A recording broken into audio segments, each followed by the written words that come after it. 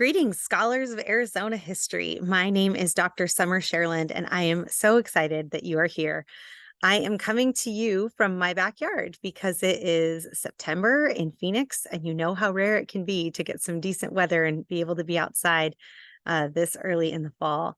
So I'm here, and I'm going to do my best to introduce you to the class, give you a little bit about what to expect, and talk to you about my expectations as well as what I hope you come to find out and come to learn in our class together this term.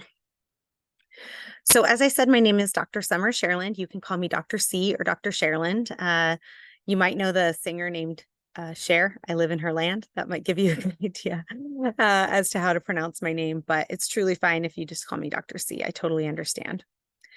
So let's talk about our class together. This is Honors History 105. And like I said, I'm really excited to be here with you to learn about Arizona history. I'm a big fan of the state. It took me a long time, though. I moved here as a teenager and I wasn't totally enamored as soon as I got here, thinking it was dry and kind of weird and, it wasn't really for me.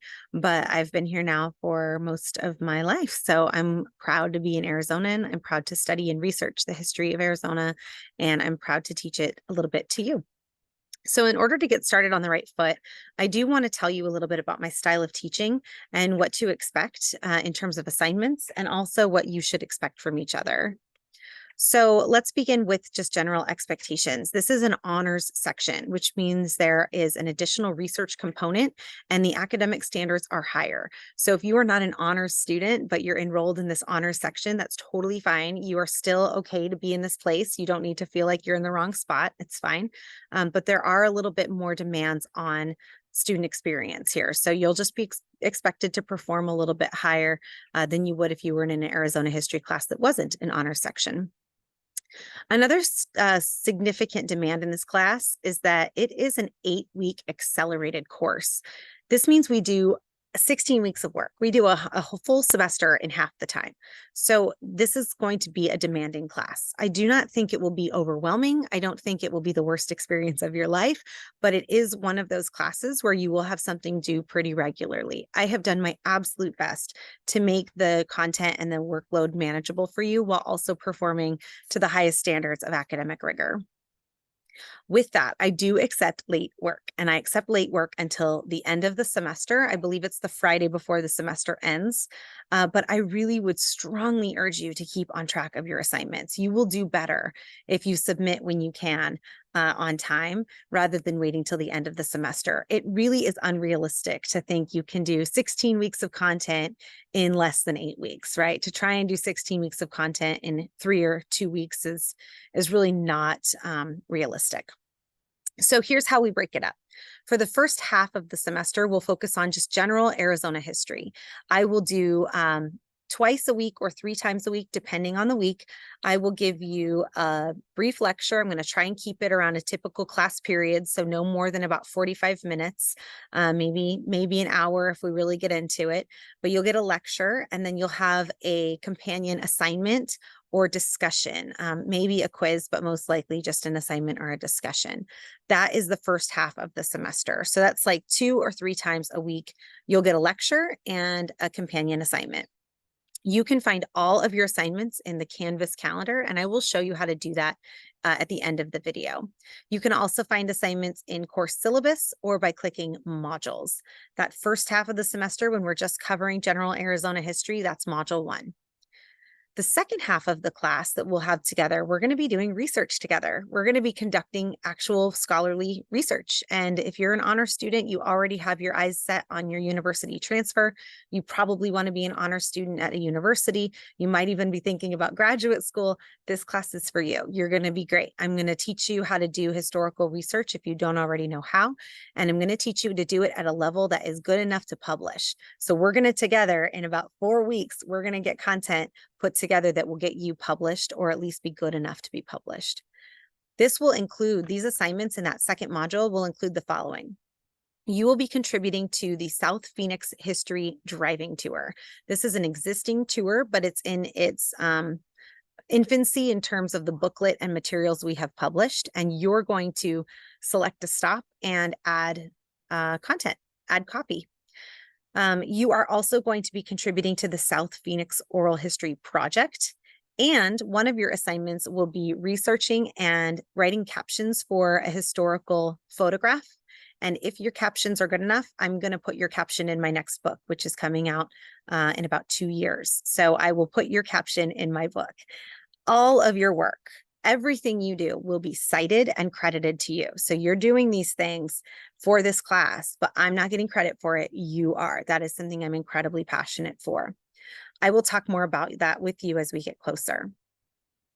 I really want to urge you and implore you to try your best, make a concerted effort, and truly avoid the temptation to plagiarize, which is anything that is copying and pasting. So if you copy and paste something from an article or something from a website, including Wikipedia or just Google, you are plagiarizing unless you cite that person and quote them. It is so easy to just copy and paste because it's like, oh, that's the answer. I'll just put it here. But really, the answer is not what did you find? It's what does it mean to you? So you really need to work hard to make information matter, to make content matter to you and to the rest of the class. With that, please do not use AI tools like ChatGPT. Truly, you just deserve better than that. You have paid money or borrowed money to take this class, and you deserve more than just typing in a question and pasting it in from what you get from a computer automated source. So I deserve more than that. You deserve more than that. And the rest of our class does as well. Now, I'm genuinely excited to get to know you. I'm excited to get to know more about the history of our state. Like I said, I'm a big fan of Arizona. I'm wearing my little Arizona state shaped earring. If you want to know where I got these, there's a little shop on Baseline Road. It's been there forever. It's called Baseline Flowers. You should drive by. Dr. Kathy Nakagawa is amazing, and she is the woman who runs the store. So you should check it out. Okay, before I let you go, I'm going to show you how to access your assignments and show you a little bit more about kind of what to expect with the class. So let's share the screen and you can see what to expect. All right, you can find your assignments in a lot of different ways. The one I use is the calendar. So if you go to the calendar and you select your course, like I teach 7 classes, so I've only selected this class. You can see there's an assignment due. Most of the times they will be due Monday, Wednesday, Friday. So these are all the assignments that are coming up, and you'll have an assignment due every Monday, every Wednesday, and every Friday. There are a few exceptions as we get further towards the end of the semester. The other way you can find it is if you go to your course and you click syllabus. Now this may look a little different because I'm in teacher view and the class is currently unpublished, but this is basically what a course syllabus looks like, and you'll see a course summary. These are particularly the assignments. You just scroll down and it shows you what's due when. Now, I told you I'd mention a couple of things like your big assignments coming up. And the only one I really think you should worry about now, well, there's 2, have to do with the South Phoenix Oral History Project. You can just check out southphoenixoralhistory.com and explore our archives. And you can take a look at some of the interviews that have been conducted over the years by students like you.